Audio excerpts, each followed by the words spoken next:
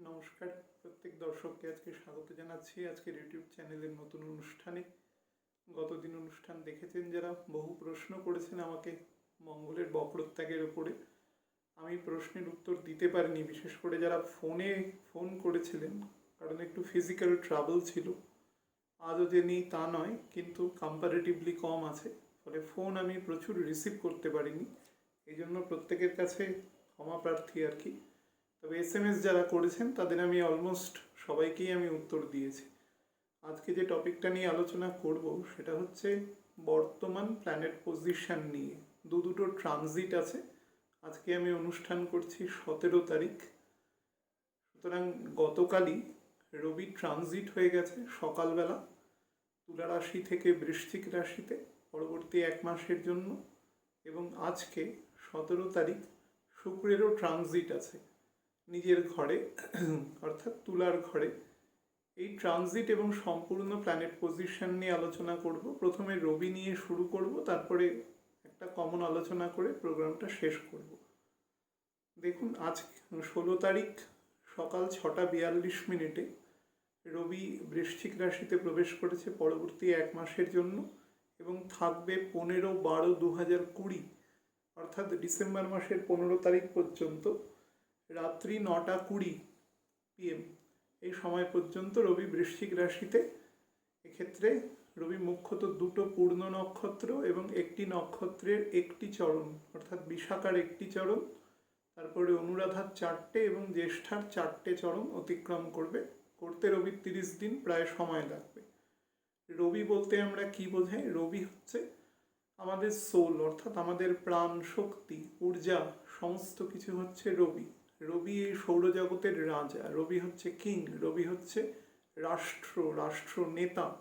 রবি হচ্ছে অথরিটি। রবি হচ্ছে অ্যাডমিনিস্ট্রেশন। হ্যাঁ, মঙ্গলও তার সাথে যুক্ত থাকে, কিন্তু মুখ্যত রবি। রবি হচ্ছে ক্ষমতা। রবি হচ্ছে ক্ষমতার শীর্ষে অর্ডার পাস করার মতন, তার মধ্যে অথরিটি থাকতে হবে, এবং সেই অর্ডার এক্সিকিউট করার জন্য দেয়ার আর সো মেনি পিপল যে এক্সিকিউট করবে।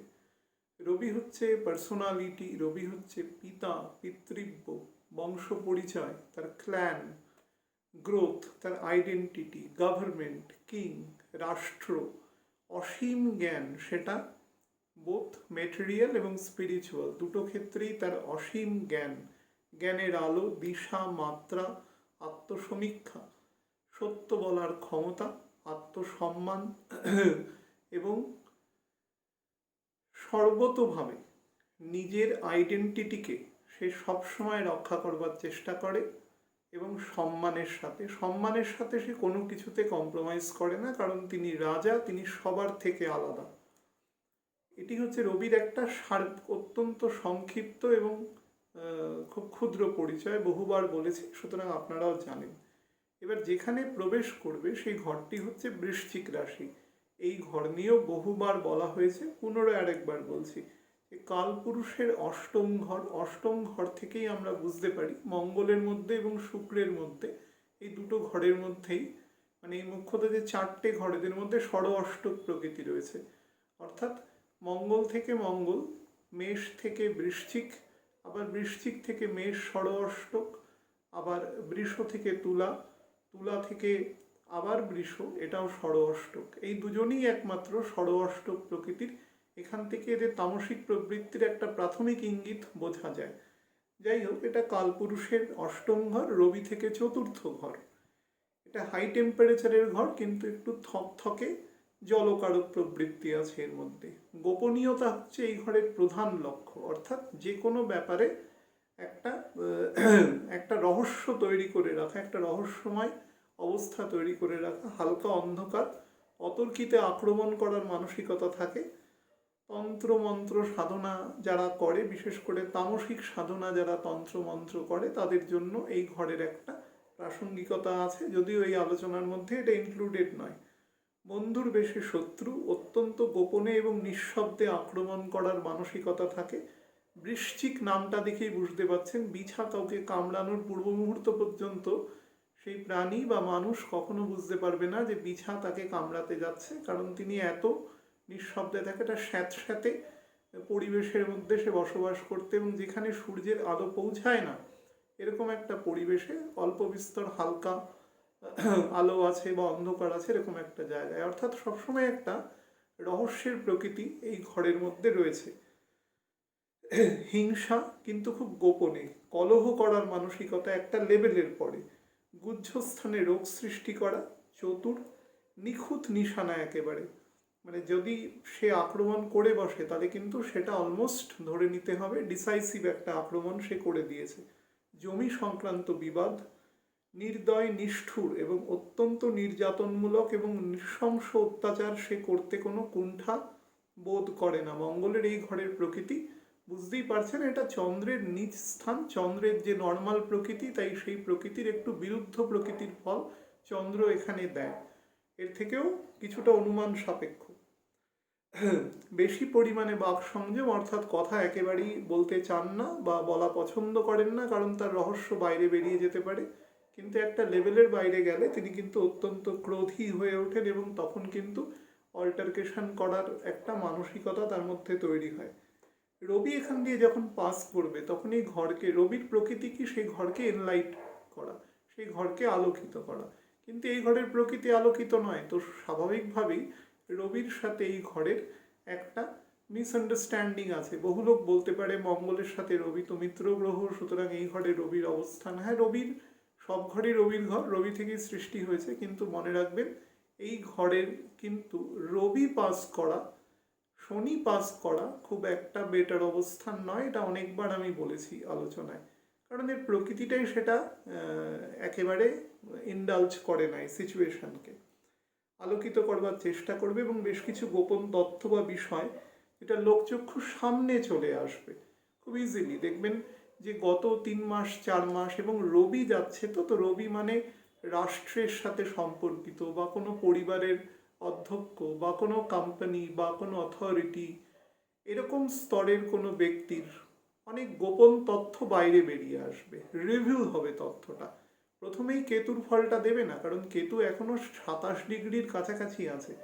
তো রবি ঢুকেই কিন্তু কেতুর থেকে অনেকটা দূরে থাকবে। কেতুর ফল পাওয়া যাবে মোটামুটি 6-7 তারিখের পর থেকে, ডিসেম্বর মাসে, সেইটাও আমি আলোচনায় বলে দেব।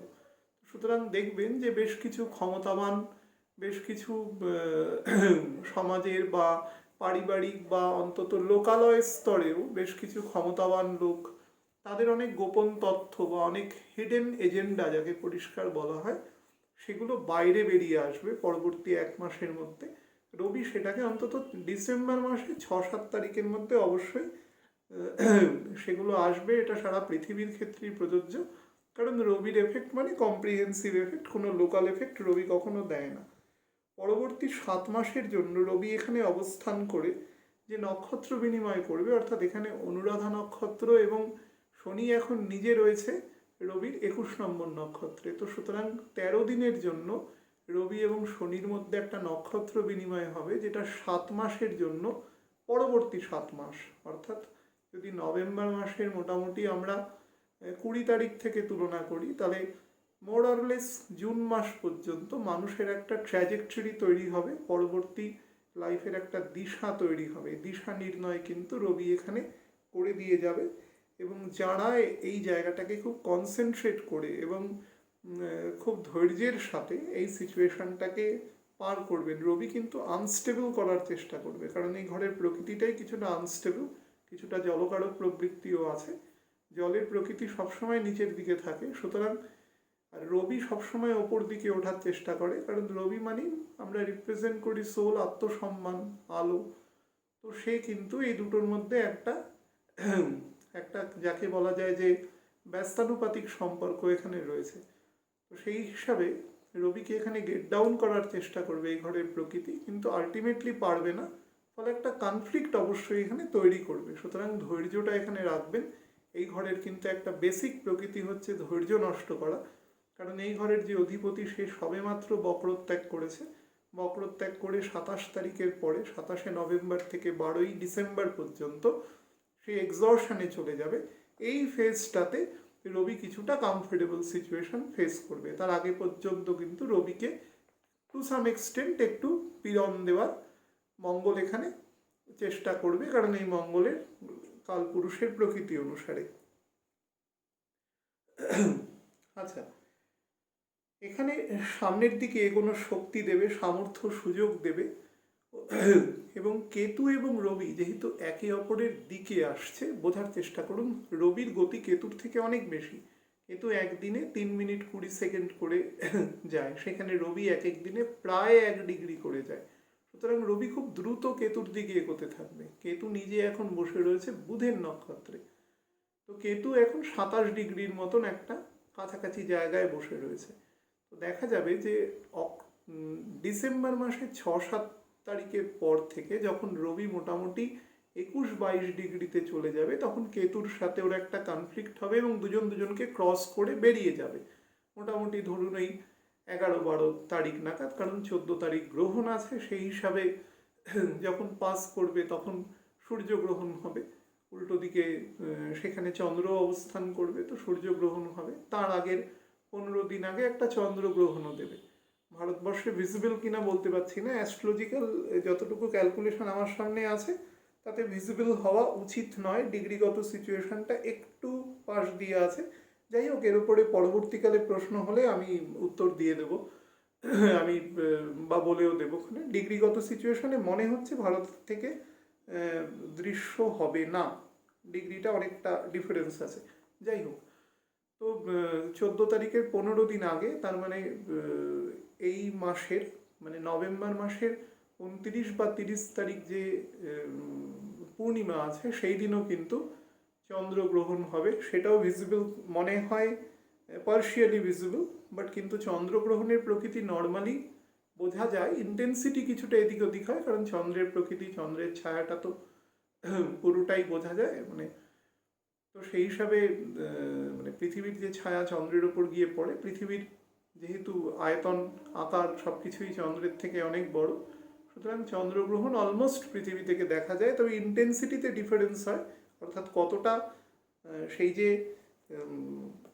সূর্য থেকে যে আলোটা পৃথিবীতে অবস্ট্যাকল হয়ে চাঁদের উপরে পড়ছে, সেটা চাঁদের কতটা কোণায় পড়ছে তার উপরে তার ইন্টেন্সিটিটা ডিফার করে। সেটা একটু লো ইন্টেন্সিটির আর কি, অর্থাৎ পূর্ণ বলা যায় না, কিন্তু চন্দ্রগ্রহণ তো কখনো সেভাবে হয় না যে খণ্ড বা বলয়, সেরকম হওয়া কখনো সম্ভব নয়।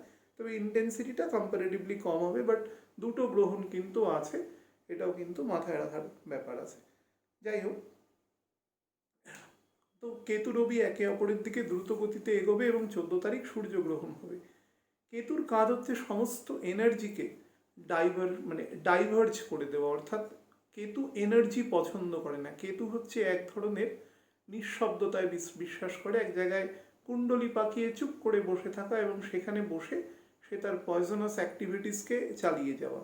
অর্থাৎ পরিষ্কার ভাষায় বলা যায় এনার্জিকে মিসডাইরেকশানে সেই দিকে নিয়ে যাওয়ার একটা তার টেন্ডেন্সি সবসময় থাকে। রবি সবসময় আত্মসম্মানের প্রতীক, তো তার যে সম্মানবোধ সেখানেও কিন্তু কেতু আঘাত হানার চেষ্টা করবে।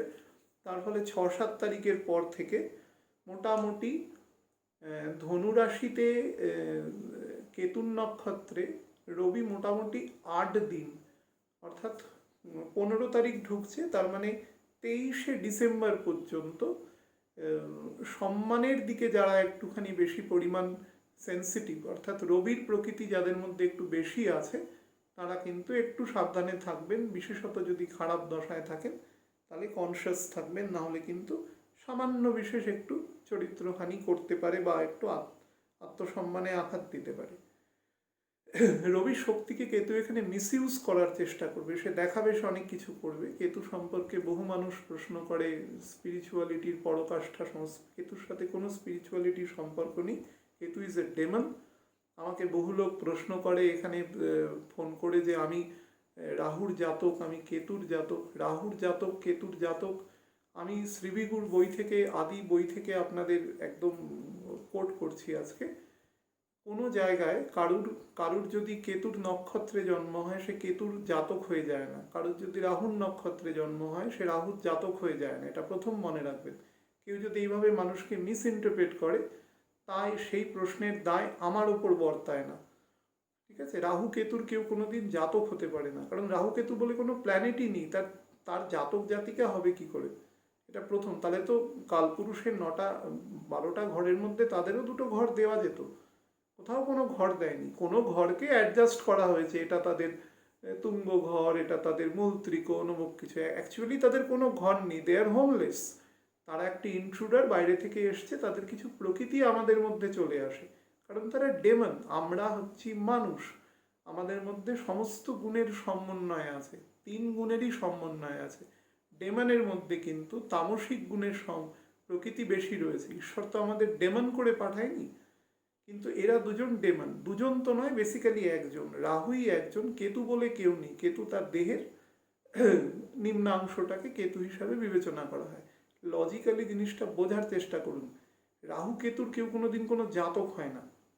বহু মানুষ আমাকে প্রশ্ন করে এটা, আমার শতভিষা নক্ষত্রে জন্ম, আমি রাহুর জাতক, আমি 6 নম্বর আদ্রা নক্ষত্রে জন্ম, রাহুর জাতক। নক্ষত্র যা খুশি হতে পারে, তার জন্য আপনি জাতক হয়ে গেলেন কিভাবে? কেউ যদি কোনো বিদেশে চাকরি করতে যায়, তার মানে কি সে বিদেশের নাগরিক হয়ে গেল? তার কোনো মানে আছে? বা নাগরিক হতেও পারে সে পরবর্তীকালে, সেটা অন্য প্রসঙ্গ, কিন্তু চাকরি করতে যাওয়ার সাথে নাগরিকতার কি সম্পর্ক আছে? সবকিছুর একটা মানে একটা লোকাল স্ট্যান্ডাই আছে আলোচনা করার জন্য, সেটা বোঝার চেষ্টা করুন। যাই হোক,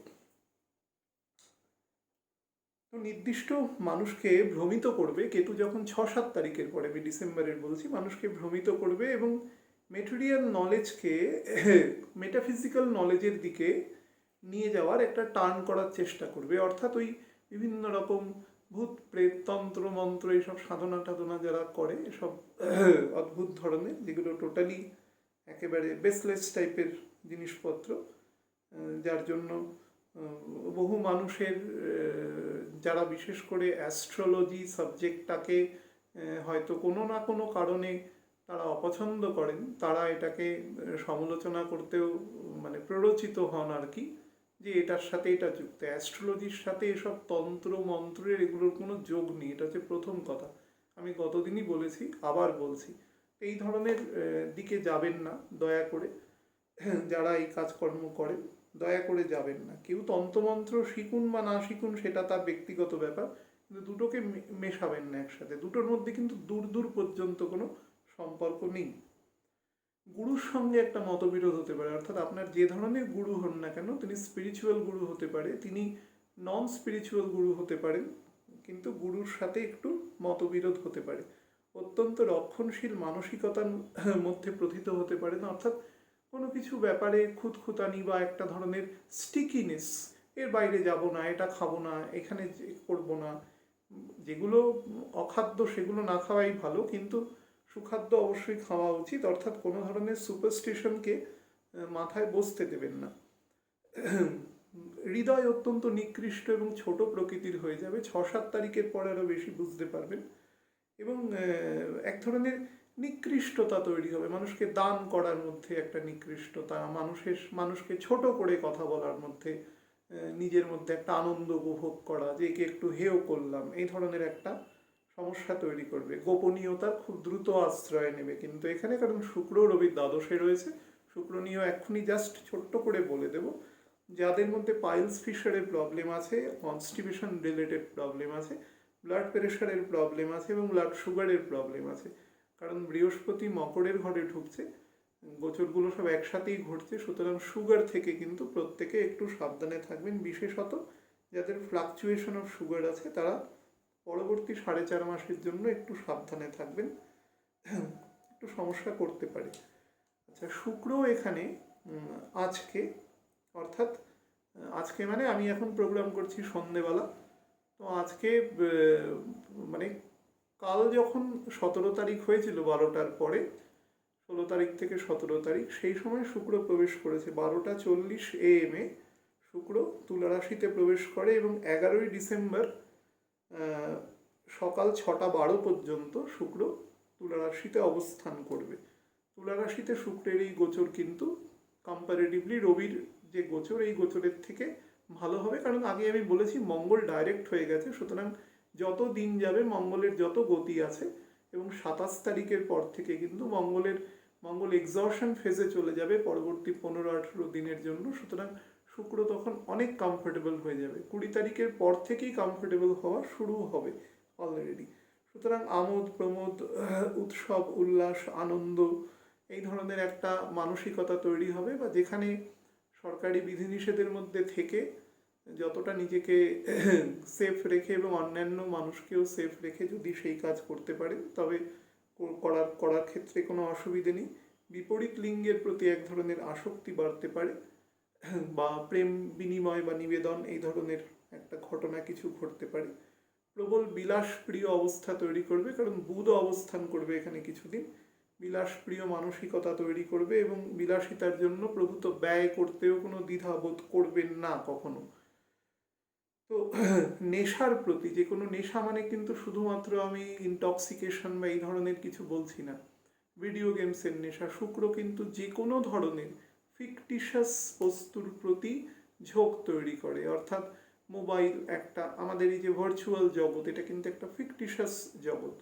হ্যাঁ, আমরা এই যে কথা বলছি, আপনি আমার কথা শুনছেন, কিন্তু 5 দিন পরেও শুনতে পারেন, সেই সময় কিন্তু আমি কথা বলবো না। তো সেই সময়ের সাপেক্ষে কিন্তু ফিকটিশাস, এই ফিকটিশাস জিনিসের যে কোনো কিছু, বা ধরুন বিভিন্ন ধরনের গেমস আছে, এগুলোর ভালো দিকও আছে। আমি ভালো খারাপের ক্ষেত্রে বলছি না, আমি ফিকটিশাস কথাটা বলছি।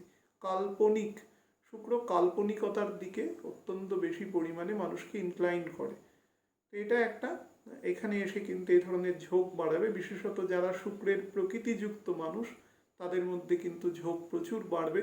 বন্ধু বান্ধবের আধিক্য প্রচুর পরিমাণে বাড়বে, বিপরীত লিঙ্গের বন্ধুত্ব বাড়বে। মোবাইল ফোন, কম্পিউটার, বিভিন্ন সফটওয়্যার, বিভিন্ন গেমস, এই ধরনের বিভিন্ন ইনডোর গেমস, বিভিন্ন ধরনের আড্ডা দেওয়া, ছোটোখাটো ট্যুর অ্যান্ড ট্রাভেলস, 4-5টা বন্ধু মিলে একটু ঘুরতে বেরিয়ে পড়া, এগুলোর প্রতি কিন্তু এক ধরনের হঠাৎ করে মানসিকতা তৈরি হবে পরবর্তী প্রায় 25-26 দিনের জন্য। আর্ট অ্যান্ড কালচারের যে ফিল্ড আছে, আগেও বলেছি, গান বাজনা, ছবি আঁকা, নাটক, থিয়েটার, সিনেমা, যাত্রা, বিভিন্ন, তার যে একটা বিশাল পেরিফেরিয়াল সাইড আছে, এই সাইডের সাথে যারা যুক্ত, তারা কিন্তু এই সময় কাজ করে বেশ আনন্দ পাবেন। বিভিন্ন সফটওয়্যার রিলেটেড কাজ, কার্টুন নির্মাণ যারা করেন বা ছবি আঁকেন, বিভিন্ন রকম ব্যঙ্গাত্মক বা বিভিন্ন রকম যে পত্রপত্রিকায় বিভিন্ন ছবি আঁকেন যারা, তাদের ক্ষেত্রে বিভিন্ন রকম ইনোভেটিভ থটস এই সময় আসবে, যেটা মানুষকে অনেক বেশি তাদের এনজয়মেন্ট আর কি দেবে, যার জন্য এটা করা। বহু বন্ধু লাভ হবে, বাহন ক্রয়ের সম্ভাবনা প্রচুর পরিমাণে আছে। গতদিনই আলোচনায় বলেছি, এখন সম্ভাবনাটা একেবারে পিক পজিশনে নিয়ে যাবে। প্রচুর বিদেশে যাওয়ার একটা মানসিকতা তৈরি হবে, বা বিদেশি খাদ্য এগুলো খাওয়ার প্রতি একটা ঝোঁক তৈরি হবে। এই সময়টা কিন্তু শুক্রের মঙ্গলের দৃষ্টি থাকা সত্ত্বেও বলছি, মঙ্গল যত দিন যাবে, মোটামুটি 10 দিনের মধ্যে মঙ্গল উইল টেক বেটার ভেলোসিটি, তখন কিন্তু শুক্রের এখানে ইম্প্যাক্ট আরও ভালো দেওয়া শুরু করবে। আপনাদের মোটের উপর বলতে পারি যে রাহুর নক্ষত্রে ঢুকতে ঢুকতে আরও 5 দিন লাগবে রাহুর নক্ষত্রে ঢুকতে, ততদিনে কিন্তু মঙ্গলের ভেলোসিটি অনেকটাই চলে আসবে। তো সেই হিসাবে কিন্তু শুক্র অনেক অনেক কমফোর্টেবল হয়ে যাবে। রবিও বেরিয়ে গেছে এখান থেকে, সুতরাং শুক্র এখন রবির দ্বাদশে থেকেও অত্যন্ত ভালো ফল দেয়। রবির দ্বাদশে শুক্রই একমাত্র খুব বেটার ফল দিতে পারে, এবং বৃহস্পতিও রয়েছে রবির দ্বিতীয় বসে রয়েছে, যদিও বৃহস্পতি এখন যেটাকে বলা যায় একেবারে বলহীন অবস্থায় বসে থাকা, কারণ 29 ডিগ্রি ক্রস করে গেছে। 27 ডিগ্রি ক্রস করে গেলেই বড় গ্রহের ক্ষেত্রে শনি ব্যতীত আস্তে আস্তে বলহীন হওয়া শুরু হয়, যদি সেটা কোনো ক্রমে ফিরে না আসে। গতবার যখন, অর্থাৎ এই ঘটনাটাই ঘটেছিল ঠিক মার্চ মাসের 23, 24, 25, 26 এরকম তারিখে, তখন কিন্তু বৃহস্পতি 3 ডিগ্রি গিয়ে আবার ফিরে এসেছিল ধনুরাশিতে। এবার কিন্তু আর ফিরবে না, শুধু মকরেই ফিরবে না, না এমন নয়, মকরে ফিরবে মাত্র 1.5 ডিগ্রির জন্য, সেটা অনেক পরে, সেপ্টেম্বর মাসের মাঝামাঝি সময়ের পরে।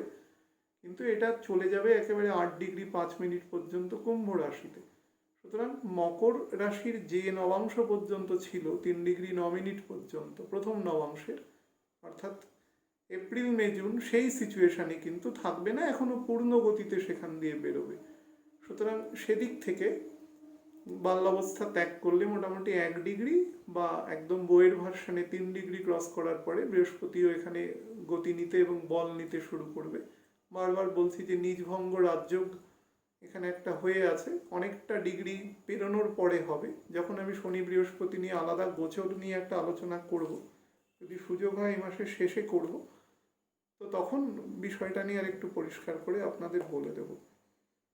ভালো থাকবেন আপনারা। এখন মোটের উপরে গ্রহ পজিশন বেটার আছে, আর 4-5 দিন একটু সাবধানে থাকুন, তারপরে সিচুয়েশন নিজেরাই বুঝতে পারবেন।